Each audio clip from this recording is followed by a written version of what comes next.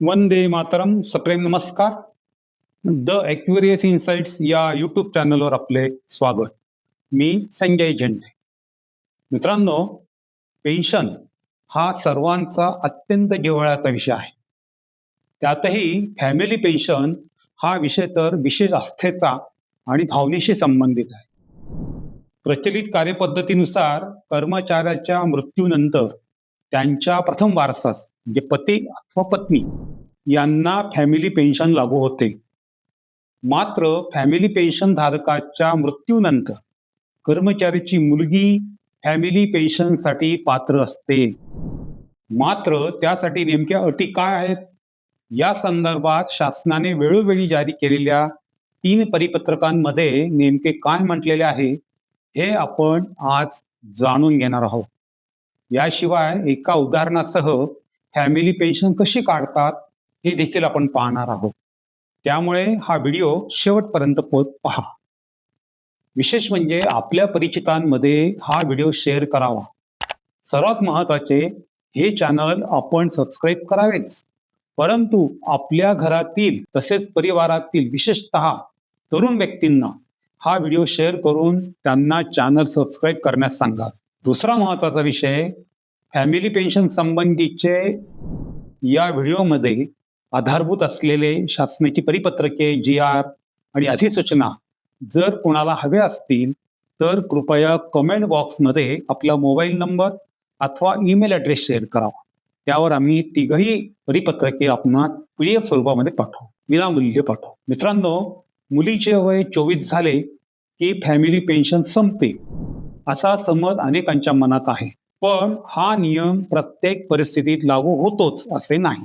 कारण महाराष्ट्र शासनाने 8 फेब्रुवारी 2024 रोजी महाराष्ट्र नागरी सेवा निवृत्ती वेतन नियम 1982 मध्ये महत्वाची सुधारणा केली आहे.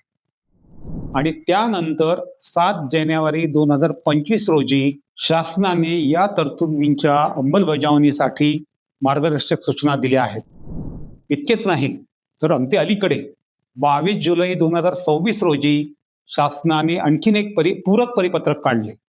सेल्फ डिक्लेरेशन बाबत संभ्रम दूर केला आहे. म्हणून आजचा विषय विशेषतः अशा पालकांसाठी आणि कुटुंबांसाठी महत्त्वाचा आहे ज्यांच्या कुटुंबात अविवाहित, विधवा अथवा घटस्फोटित मुली आहेत. आजच्या व्हिडिओमध्ये आपण फक्त महत्त्वाचे मुद्दे समजून घेणार आहोत.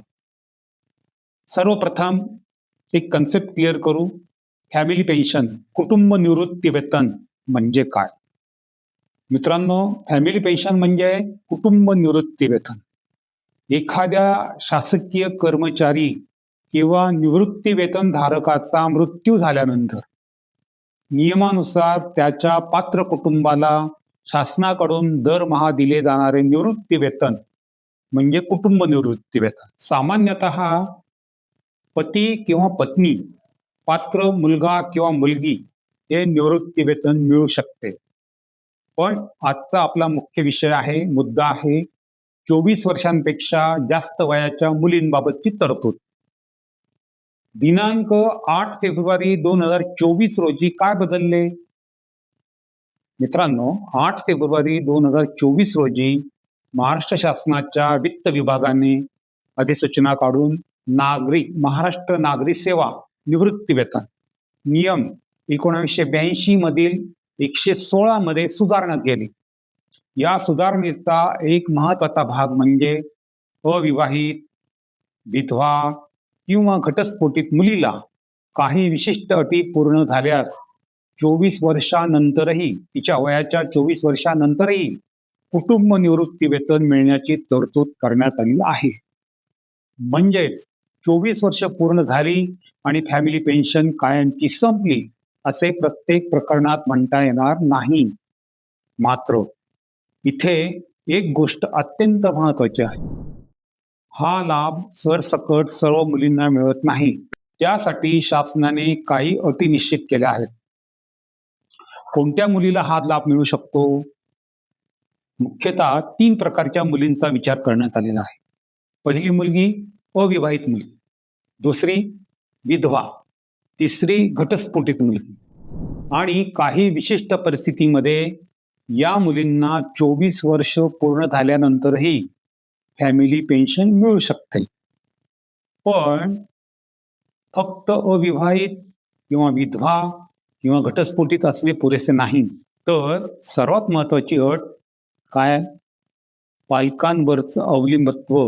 मित्रांनो, या संपूर्ण विषयातील सर्वात महत्त्वाच्या अटींपैकी एक महत्त्वाची अट म्हणजे मुलगी पालकांवर अवलंबून असणे आवश्यक आहे. म्हणजे शासकीय कर्मचारी किंवा निवृत्ती वेतनधारक हयात असताना ही मुलगी त्यांच्या उत्पन्नावर किंवा आधारावर अवलंबून होती हे सिद्ध करणारी कागदपत्रे आवश्यक असतील. याच मुद्द्यावर 22 जुलै 2026 रोजी म्हणजे अगदी अलीकडे मागच्या महिन्यात एक पूरक परिपत्रक महत्वाचे काढण्यात आले आणि त्यात मला स्पष्टीकरण दिलेलं आहे. हे स्पष्टीकरण नक्की लक्षात ठेवा. 22 जुलै 2026 चे पूरक पत्र याच्यामध्ये महत्वाचा खुलासा आहे मित्रांनो. यामध्ये हे वित्त विभागाने काढलंय 22 जुलै 26चं परिपत्रक. यामध्ये विशेषतः सेल्फ डिक्लेरेशन बाबत स्पष्टता करण्यात आलेली आहे.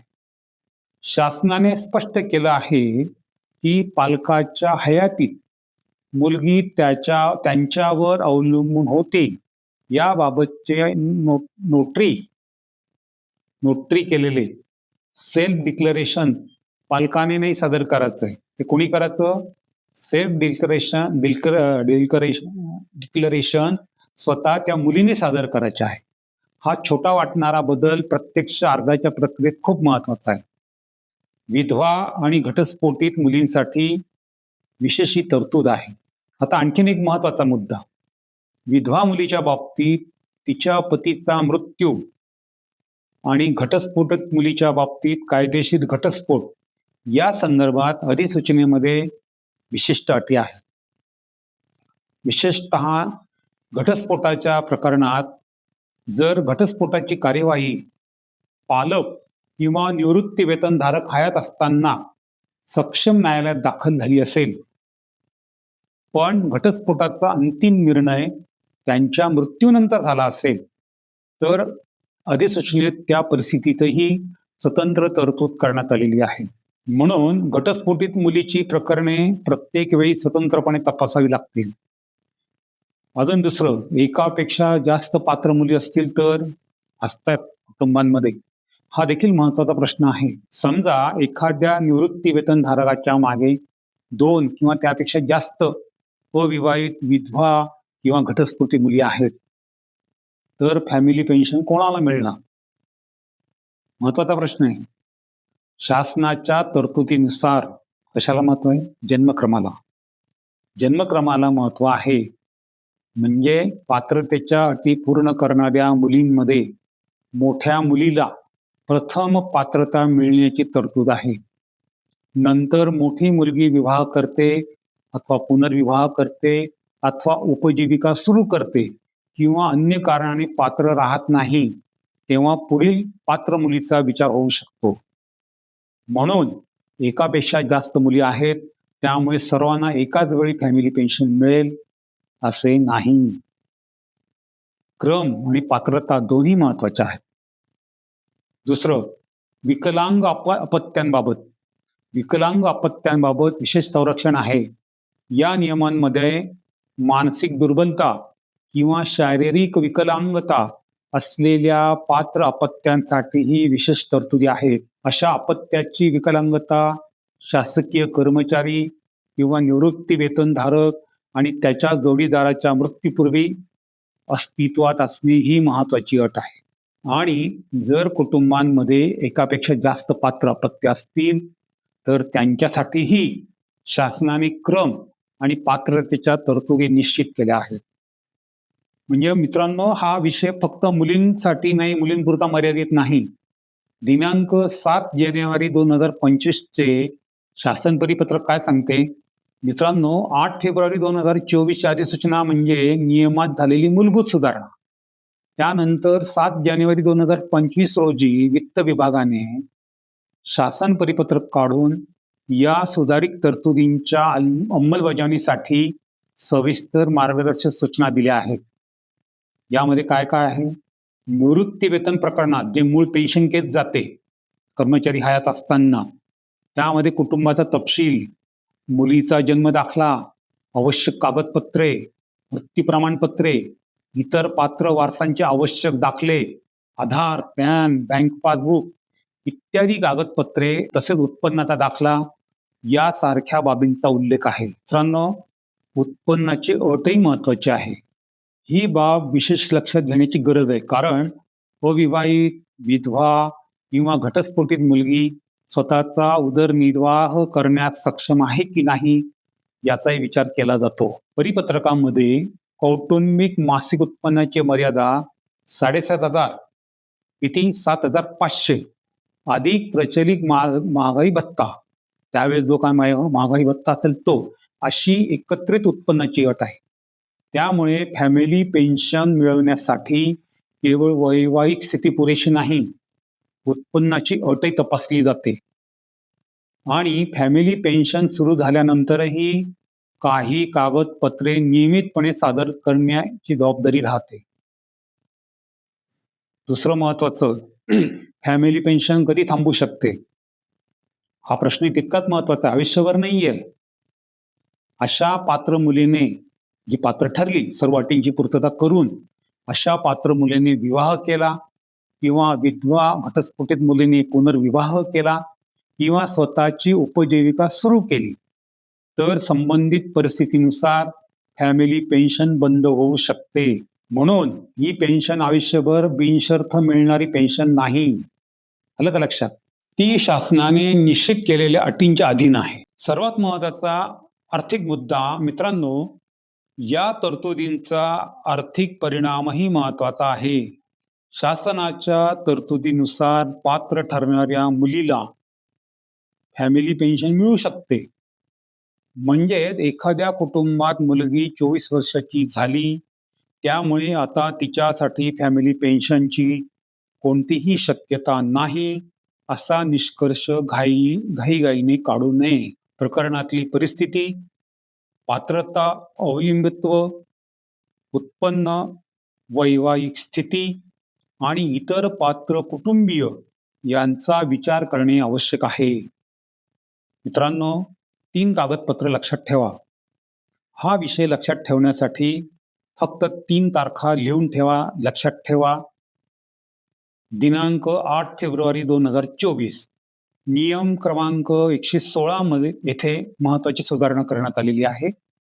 दुसरं, 7 जानेवारी 2025, सुधारित नियमांच्या अंमलबजावणीसाठी मार्गदर्शक सूचना याच्यामध्ये दिलेल्या आहे. तिसरा, 22 जुलै 2026, सेल्फ डिक्लेरेशन बाबत महत्वाचे स्पष्टीकरण दिलेले आहे. ही 3 कागदपत्रे एकत्र वाचल्यास संपूर्ण विषय अधिक स्पष्ट होतो. मित्रांनो, जाता जाता आपण फॅमिली पेन्शनचा हिशोब बघणार आहोत. फॅमिली पेन्शन कशी काढतात एक थोडक्यात एका उदाहरणासह आपण बघू. ए नावाचे कर्मचारी 30 नोव्हेंबर 2025 रोजी रिटायर झाले. त्यांचा शेवटचा मूळ पगार होता बेसिक पे, शेवटचा किती 80,000. पेन्शनच्या नियमानुसार त्याच्या 50% वेतन झाले 40,000. प्रचलित महागाई भत्त्याचा त्यावेळेस जो दर होता, आपण 50% गृहीत धरू, 40,000वर 50% म्हणजे 20,000 रुपये. या व्यक्तीला पेन्शन किती मिळत होती? 40,000 अधिक 20,000 बरोबर 60,000 ही पेन्शन त्यांना प्राप्त होत होती. कर्मचाऱ्याने पेन्शन विक्रीचा लाभ घेतलेला नाही असे यात आपण गृहीत धरले. पेन्शन विक्री करून जर आपण हिशोब काढला तर रकमा बदलतील. आता फॅमिली पेन्शनचा विषय. कर्मचाऱ्याच्या मृत्यूनंतर निवृत्त कर्मचाऱ्याचा पेन्शन पे होता रुपये 40,000. त्याच्या कायदेशीर नॉमिनीस फॅमिली पेन्शन मंजूर होते, ती 30% दराने. 40,000च्या 30% किती 12,000 रुपये. त्यावर प्रचलित महागाई भत्ता आपण 50% डीएचा रेट गृहीत धरला 6,000. फॅमिली पेन्शन किती झाली 18,000. मित्रांनो, हा महत्वाचा विषय आहे. आपल्या परिवारातील, कुटुंबातील किंवा एखाद्या व्यक्तीच्या भविष्यासाठी अत्यंत महत्वाचा ठरू शकतो. म्हणून हा व्हिडिओ फक्त स्वतःपुरता न ठेवता या कुटुंबाला अशा माहितीची गरज आहे अशा कुटुंबापर्यंत नक्की पोहोचवा. विशेष म्हणजे जे कर्मचारी लवकरच रिटायर होणार आहेत, पेन्शनचे फॉर्म भरण्याची प्रक्रिया चालू आहे, त्यावेळेस फॉर्म भरताना कुटुंबातील नावे, त्यांच्या जन्मतारखा, पेन्शनधारकाशी नाते आता स्पष्ट उल्लेख करा. ही माहिती अपूर्ण असेल तर भविष्यात अडचणी निर्माण होऊ शकतात. हा व्हिडिओ आपल्याला जर माहितीपूर्ण वाटला असेल तर लाईक करा, शेअर करा आणि द एक्विरियस हे यूट्यूब चॅनल सबस्क्राईब करायला मात्र विसरू नका. अशाच प्रकारचे शासन निर्णय, पेन्शन आणि कर्मचारी केंद्रित आर्थिक माहिती समजून घेण्यासाठी आपल्या चॅनलशी जोडलेले राहा. एक जाता जाता आव्हान, जसं आपण सबस्क्राईब झालं असाल किंवा आता होणार असाल त्याचप्रमाणे आपल्या कुटुंबातले जे काही सदस्य आहेत, आपले मुलं असतील, मुली असतील, कुटुंबातली आपली पत्नी असेल, पती असेल किंवा अन्य मित्रपरिवार असेल, नातेवाईक असतील, त्यांना हा व्हिडिओ पाठवा आणि हे चॅनल सबस्क्राईब करायला लावा. भविष्यामध्ये अज्ञानामुळे अनेकांचं नुकसान होऊ शकतं. त्यामुळे जर त्यांना काही माहिती असेल, थोडाफार जर क्ल्यू या माध्यमातून मिळाला तर प्रकरण सादर करणे, माहिती देणे आणि पाठपुरावा करणे सोपे होते. जय हिंद.